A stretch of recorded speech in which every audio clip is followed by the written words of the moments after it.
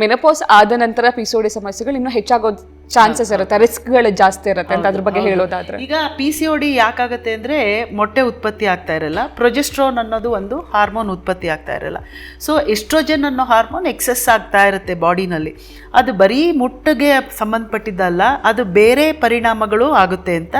ಈಗ PCOD ಇರೋರು ಅಕಸ್ಮಾತ್ ಪ್ರೆಗ್ನೆನ್ಸಿ ಆದರೆ ಅವ್ರಿಗೆ ಶುಗರ್ ಬರೋ ಚಾನ್ಸ್ ಜಾಸ್ತಿ ಇರುತ್ತೆ ಪ್ರೆಗ್ನೆನ್ಸಿನಲ್ಲಿ, BP ಬರೋ ಚಾನ್ಸ್ ಜಾಸ್ತಿ ಇರುತ್ತೆ. ಆಮೇಲೆ ಮುಟ್ಟು ನಿಂತ ಮೇಲೆ ಅವ್ರಿಗೆ ಕೊರೋನರಿ ವ್ಯಾಸ್ಕ್ಯುಲರ್ ಡಿಸೀಸ್ ಅಂದರೆ ಹಾರ್ಟ್ ಅಟ್ಯಾಕ್ ಆಗೋ ಚಾನ್ಸ್ ಜಾಸ್ತಿ ಇರುತ್ತೆ ಅವ್ರಿಗೆ, ಮತ್ತು ಶುಗರ್ ಬರೋ ಚಾನ್ಸ್ ಜಾಸ್ತಿ ಇರುತ್ತೆ. ಇದೆಲ್ಲ ಮೆಟಬಾಲಿಕ್ ಸಿಂಡ್ರೋಮ್. ಅದು especially phenotypes A and B ಅಂದರೆ ಮಕ್ಕದಲ್ಲಿ ಕೂದಲಿರೋರು, ಹೈಪರ್ ಆಂಡ್ರೋಜೆನಿಸಮ್ ಅಂತ ಹೇಳ್ತೀವಿ, ಅಂಥವ್ರಿಗೆ ಇದು ಜಾಸ್ತಿ ಇರುತ್ತೆ.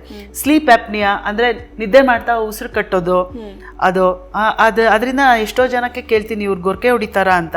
ಅದು ಸ್ಲೀಪ್ ಆ್ಯಪ್ನಿಯಾ ಇರೋರು ಆ ಥರ ಮಾಡ್ತಾರೆ. ಸೊ ಅದಕ್ಕೆಲ್ಲ ನಾವು ಟ್ರೀಟ್ಮೆಂಟ್ ಕೊಡಬೇಕಾಗತ್ತೆ. ಇನ್ನೂ ಹೆಚ್ಚಾಗಿ ಆ ಈಸ್ಟ್ರೋಜನ್ ಎಫೆಕ್ಟ್ ಜಾಸ್ತಿ ಇರೋದ್ರಿಂದ ಗರ್ಭಕೋಶದ್ದು ಕ್ಯಾನ್ಸರ್ ಆಗೋ ಚಾನ್ಸಸ್ಸು ಇರುತ್ತೆ. ಆದ್ದರಿಂದ ನಮ್ಮ ಮೊದಲು ಇವಾಗ ಯಾರಾದರೂ ಆ ಥರ ಬಂದಾಗ ನಾವು ಕೇಳ್ತೀವಿ ನಿಮ್ಮ PCO ತೊಂದರೆ ಇತ್ತಾ ಅಂತಂದ್ಬಿಟ್ಟು. ಆದ್ದರಿಂದ ಹೆದರ್ಕೊಳ್ಳೋದೇನಿಲ್ಲ, ಕರೆಕ್ಟಾಗಿ ವರ್ಷ ತಪಾಸಣೆ ಮಾಡಿಕೊಂಡು ನನಗೆ ಮೊದಲು PCOD ಇತ್ತು, ಆದ್ದರಿಂದ ಈ ಕಾರಣಗಳೆಲ್ಲ ನನಗೆ ತೊಂದರೆ ಆಗ್ಬೋದು, ಇದೆಲ್ಲ ತೊಂದರೆ ಆಗ್ಬೋದು ಅಂತ ನಿಮ್ಮ ವೈದ್ಯರಿಗೆ ಹೇಳ್ಬಿಟ್ಟು ರೆಗ್ಯುಲರಾಗಿ ಚೆಕಪ್ ಮಾಡಿಸ್ಕೊಂಡ್ರೆ ಅದನ್ನು ಕಂಡಿಡಿದು ಟ್ರೀಟ್ಮೆಂಟ್ ಕೊಡ್ಬೋದು.